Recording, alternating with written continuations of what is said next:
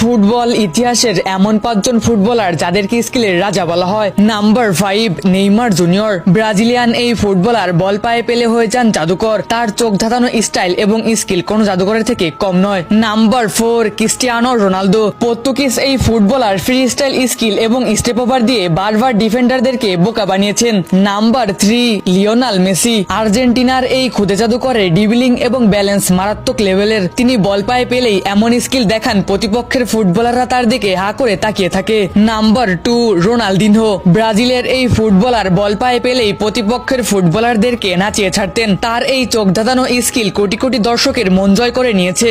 Number 1 দেখার আগে তুমি যদি ফুটবল খেলা ভালোবাসো এবং এই ছবিটিকে তুমি যদি মন থেকে পছন্দ করে থাকো, তাহলে ভিডিওতে একটি লাইক দিয়ে চ্যানেলটিকে সাবস্ক্রাইব করে কমেন্টে জানাও এদের মধ্যে তুমি কার ফ্যান। Number 1, Diego Maradona. আর্জেন্টিনার এই ফুটবলার একাই প্রমাণ করেছেন যে ফুটবল একটি জাদুকরের শিল্প।